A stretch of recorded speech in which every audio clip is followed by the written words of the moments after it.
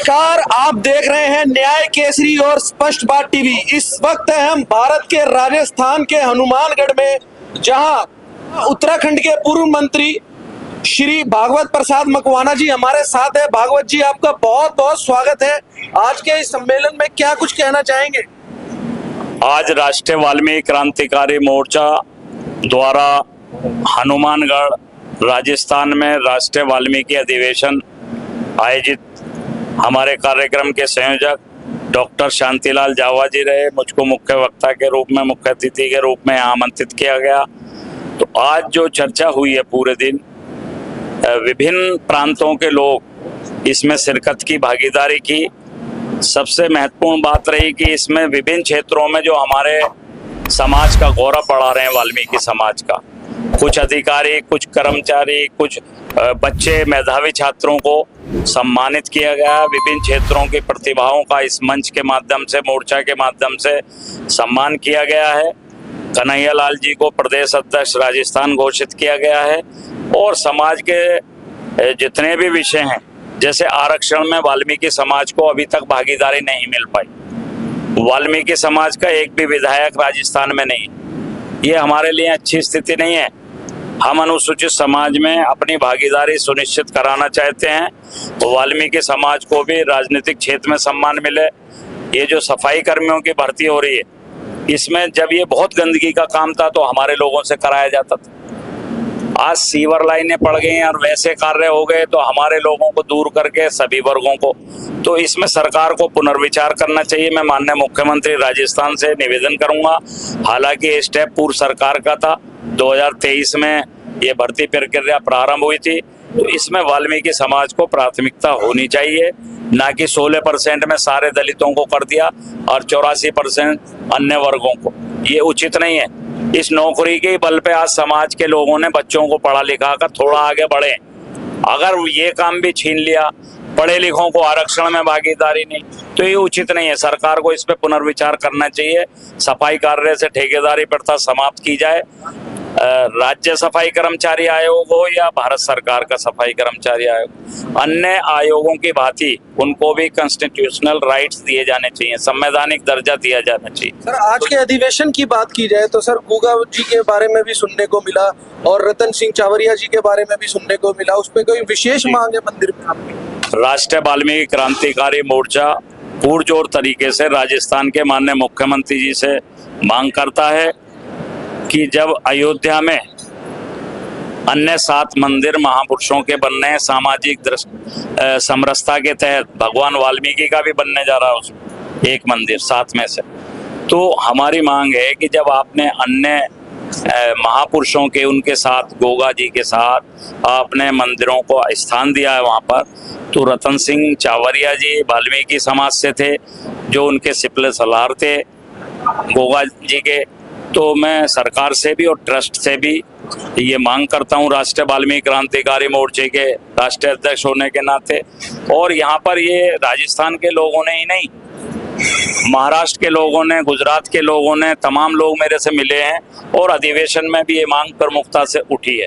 मैं समझता हूँ आदरणीय भजन लाल शर्मा जी, जो वो राजस्थान के मुख्यमंत्री हैं, वो इस मांग पर विचार करेंगे और इससे एक अच्छा सामाजिक समरसता का संदेश जाएगा। जो अनुसूचित समाज के महापुरुषों को सम्मान नहीं मिला, जब मोदी जी की सरकार में लगातार ये काम हो रहा है, तो एक ये राजस्थान से भी एक नई शुरुआत मुख्यमंत्री जी करेंगे, ऐसी हम उम्मीद करते हैं। युवा टीम आपके साथ जुड़ रही है, भविष्य में संघर्ष कितना जारी रहेगा? बिल्कुल, हमने संघर्ष अनेकों बार किया है, पार्लियामेंट पे भी धरना प्रदर्शन किया है।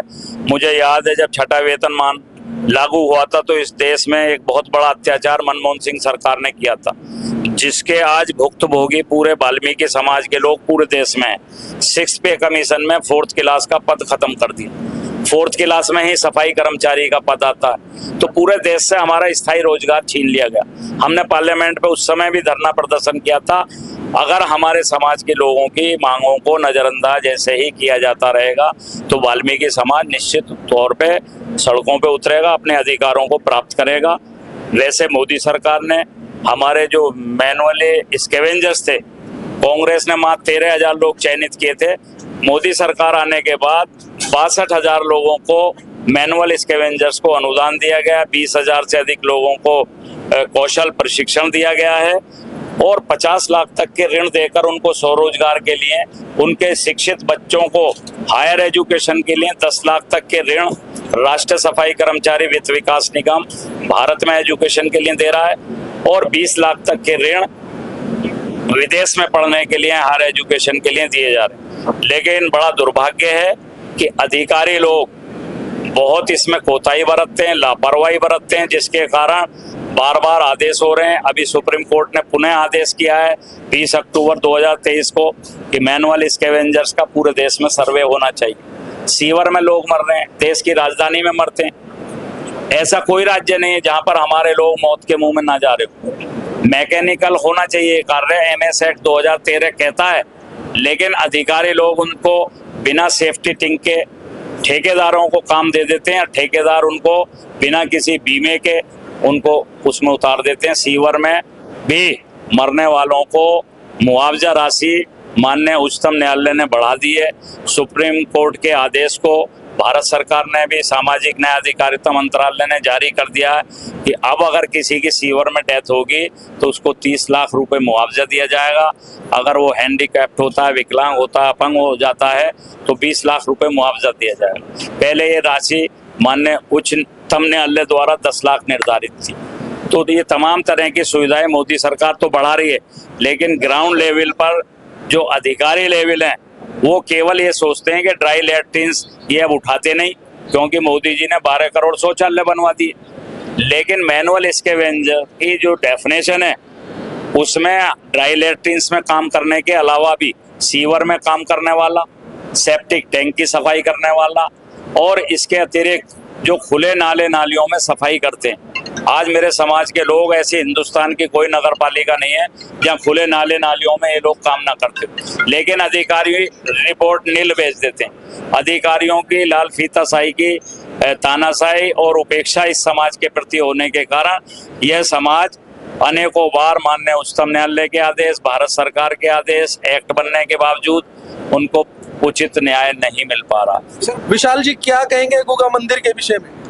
हम यही कहते हैं कि कोई हम धन दौलत, कोई गाड़ी बंगला, कोई बिजनेस अपने लिए नहीं मांग रहे हैं। जो हमारे महापुरुष हैं जिन्होंने हजारों मुगलों को मारा, उनका हम मंदिर मांगते हैं। हमारी यही विनती है और इसके अंदर हमारे नेताजी साथ दे रहे हैं। पूरे हिंदुस्तान के अंदर घूम के सारे वाल्मीकि समाज को, सारे दलित समाज को इकट्ठा कर रहे हैं और इनकी बात मानते भी है सारा समाज, क्योंकि ये अच्छा काम कर रहे हैं। मैं इनको सलूट करता हूँ।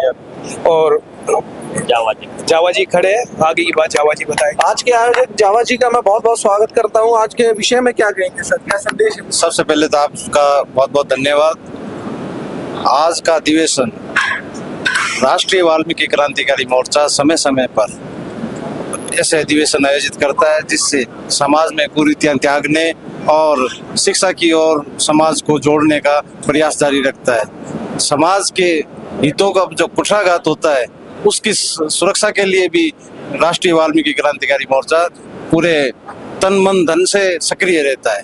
पूरे देश में इसकी शाखाएं गठित है और राष्ट्रीय वाल्मीकि क्रांतिकारी मोर्चा के हमारे राष्ट्रीय अध्यक्ष के माननीय पूर्व मंत्री भगवत प्रसाद जी मकवाना के निर्देशानुसार कार्य करते हैं। धन्यवाद। कैसे देख रहे हैं आज इस अधिवेशन को? देखिए, आज एक बहुत अच्छी पहल हुई है, क्योंकि हम लोग जो हैं वो नीचे तबके के जरूर हैं, मगर आज मैं पूरे समाज को बताना चाहता हूं कि आज हमारी योग्यता बढ़ी है, उसके साथ साथ व्यापार बढ़ा है। आज हम व्यापार की तरफ देख रहे हैं। क्योंकि व्यापार में हमारे लिए बहुत उपलब्धियां हैं। हमारे लोग छोटी सी पूंजी लेके सोचते थे व्यापार कहाँ करें। आज मैं आपको बताना चाहूंगा, पूरे भारतवर्ष में 872 परिवारों को हम व्यापार करा चुके हैं। वाल्मीकि बिजनेस एम्पायर के नाम से हम व्यापार कर रहे हैं। आप YouTube पे भी देख सकते हैं, गूगल पे भी। क्योंकि हमने समाज के हर प्रत्येक व्यक्ति की चिंता करनी है।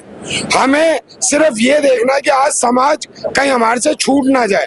जो हमारी माताएं बहनें, मेरा परिवार भी मैं खुद उस परिवार से हूँ कि झाड़ू एक क्या चीज है, कोई हमारे से पूछे तो मैं उससे सबसे निकल के आ चुका हूँ। मगर आज योग्यता मेरे पास है तो उस योग्यता का क्यों ना अपने समाज को फायदा दूं, उस समाज को जो मेरा अपना है। अगर मैं आज बिजनेस के लिए इतना आगे बढ़ा हूं तो मैं अपने समाज को लेके और आगे बढ़ूंगा।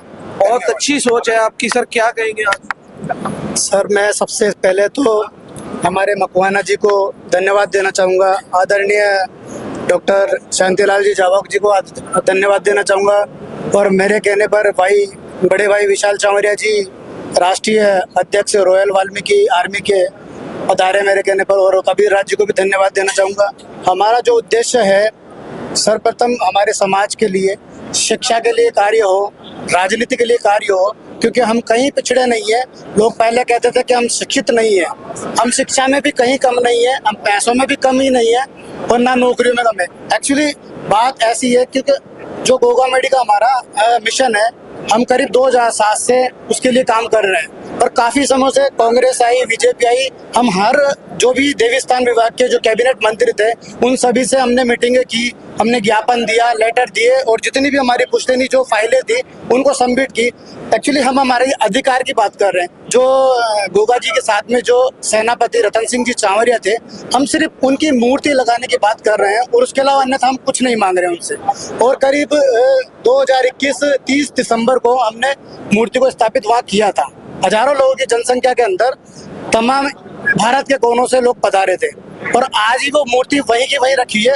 वहां पहुंचने के बाद में देवस्थान विभाग में रख दी गई है। सिर्फ हम वर्तमान की जो पार्टी है उससे यही निवेदन करना चाहेंगे कि हमें भी कहीं जगह मिले, हमें बाहर जगह नहीं चाहिए, क्योंकि गोगा जी के जो सेनापति रहे हैं रतन सिंह जी चावरिया, वो बहुत बड़े योद्धा रहे।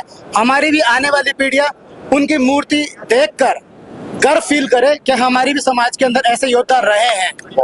तो हम यही उम्मीद के साथ में उम्मीद करते हैं कि हमारी भी मूर्ति लगे रतन सिंह जी चावरिया को। और आपको धन्यवाद, आपकी जो भी न्याय केसरी न्यूज चैनल है दिल्ली से, आपको बहुत बहुत धन्यवाद, आप पधारे यहाँ फीडबैक के लिए। देखिए बड़ी अच्छी बात कही है। रतन सिंह चावरिया जी वो शख्सियत थे जिन्होंने आदरणीय श्री गुगा पीर जी के लिए अपने प्राणों को न्यौछावर कर दिया था, और ये इनकी मांग कहीं ना कहीं पूरी होनी चाहिए।